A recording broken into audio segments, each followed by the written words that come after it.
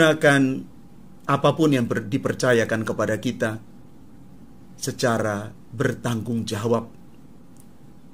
Karena yang paling utama adalah kita akan dibenarkan di hadapan Tuhan dan sesama. Karena kita memperlihatkan nilai-nilai hidup sebagai para pengikut Kristus.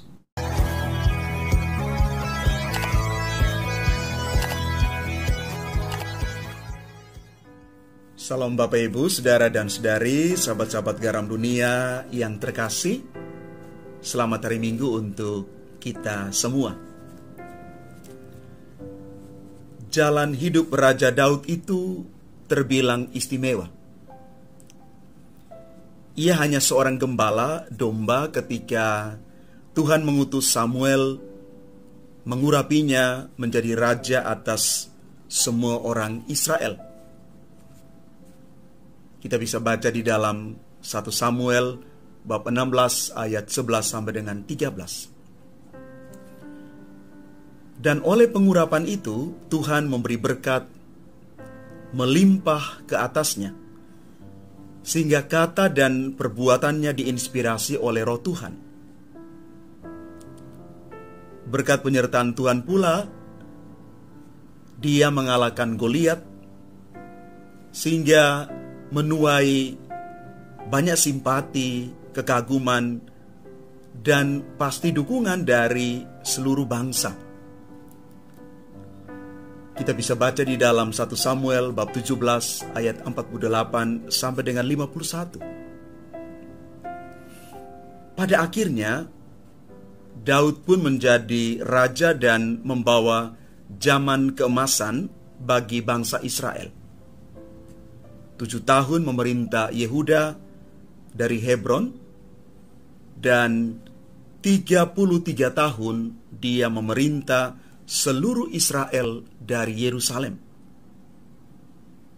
Kita bisa baca di dalam 2 Samuel bab 5 ayat 4 sampai 5. Namun godaan sebagai orang yang berkuasa ialah dia memanfaatkan keadaan untuk pemenuhan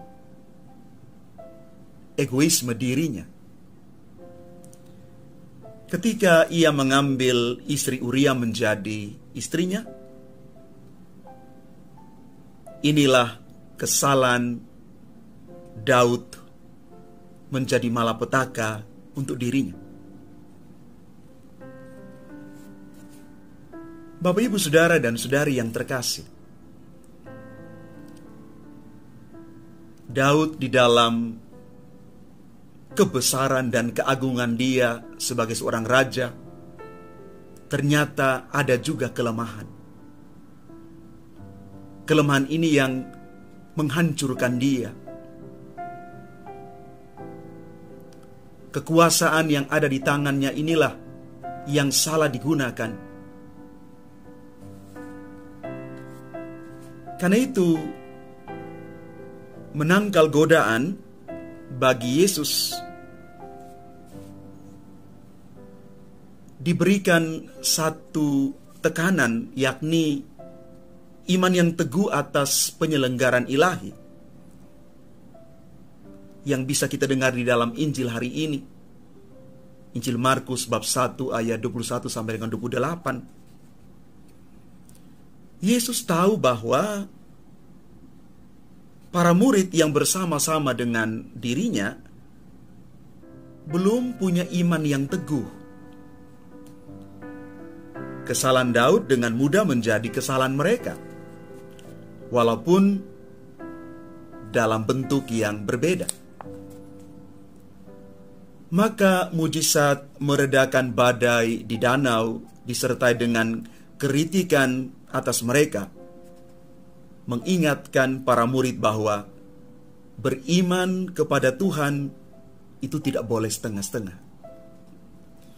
Iman harus ditegakkan sepenuh keyakinan, sehingga iman itu berdaya guna dan menjadi berkat bagi karya pelayanan para murid, dan juga menjadi berkat bagi siapa saja yang mereka layani. Pendidikan tahap awal untuk para murid sudah dimulai. Tinggal hasil yang membuktikan apakah pendampingan Yesus itu sungguh-sungguh bermakna bagi mereka. Maka Bapak, Ibu, Saudara, dan Saudari yang terkasih, pesan iman ini berlaku juga bagi semua orang Kristiani masa kini.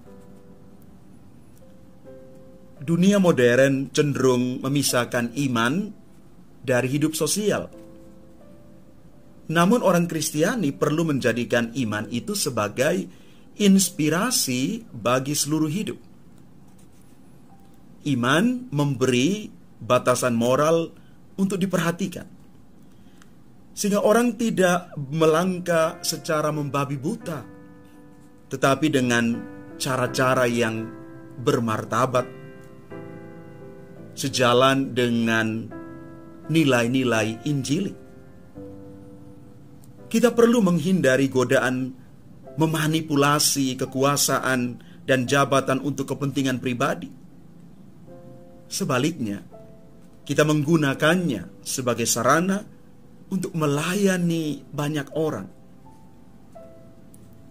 Dengan itu, sebagai manusia, kita dibenarkan di hadapan Tuhan dan sesama. Maka mari Bapak, Ibu, Saudara, dan Saudari yang terkasih di dalam Tuhan, kita mau berjalan di dalam permenungan kita hari ini, supaya kita tetap waspada, tetap berhati-hati, dan memiliki ketajaman rohani, dan juga welas asih. Ketika kita dipercaya, entah diberikan pekerjaan, diberikan jabatan, diberikan mungkin privilese khusus, kita tidak menjadi orang yang lupa diri. Kita tidak menjadi orang yang memanfaatkan kesempatan. Mumpung saya berkuasa, mumpung saya diberikan jabatan, mari kita menjadi orang yang benar di hadapan Tuhan dan sesama. Kita menggunakan apapun yang dipercayakan kepada kita secara bertanggung jawab. Karena yang paling utama adalah kita akan dibenarkan di hadapan Tuhan dan sesama. Karena kita memperlihatkan nilai-nilai hidup sebagai para pengikut Kristus yang benar, yang baik, dan dapat dipercaya. Tuhan memberkati kita sekalian. Amin.